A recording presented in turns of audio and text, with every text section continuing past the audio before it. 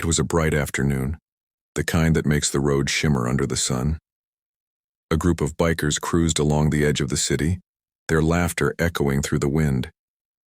But as they slowed near a small market, something unexpected caught their attention.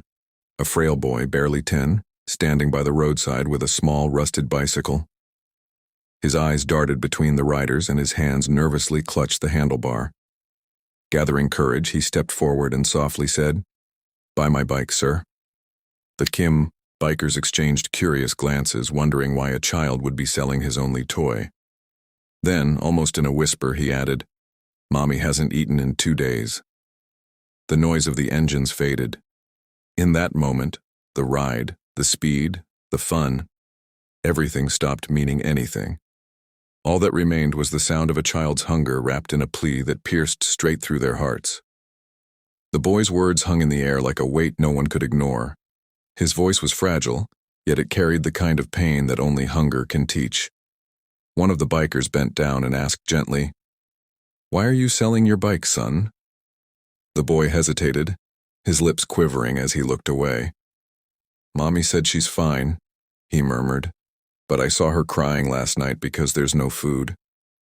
He tried to smile, but it only made the silence heavier. The little bicycle, once a symbol of his joy, had become his only hope to feed the person he loved most. His innocence made the bikers' hearts ache. It wasn't just a story of poverty. It was the raw face of love and sacrifice, told through a child's trembling voice. Sometimes the smallest voices reveal the deepest wounds we fail to see every day. The bikers stood there speechless, their usual confidence replaced by a deep sense of helplessness. These were men who faced rough roads and roaring engines without fear, yet in front of that boy they felt utterly powerless. One of them took off his helmet, kneeling beside the child, trying to hide the emotion in his eyes. Another quietly reached for his wallet but stopped, not because he didn't want to help, but because he knew this wasn't just about money. They wanted to understand what had brought this little soul to such desperation.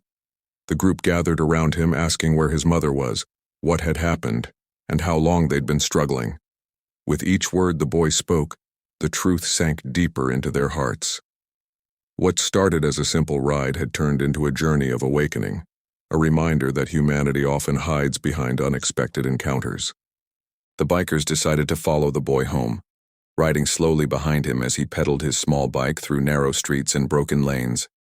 When they reached his neighborhood, the laughter and noise of the city faded into silence. His home was nothing more than a crumbling room with no door, just a curtain fluttering weakly in the wind.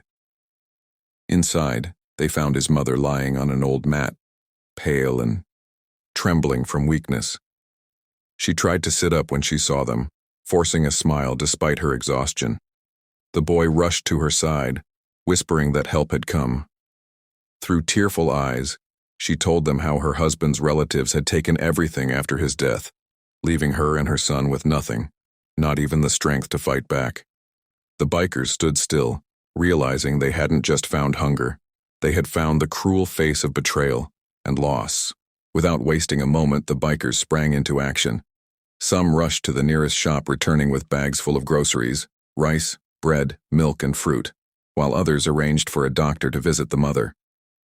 The boy's eyes widened with disbelief as he watched strangers move around his tiny home with such care, their leather jackets now symbols of compassion instead of toughness.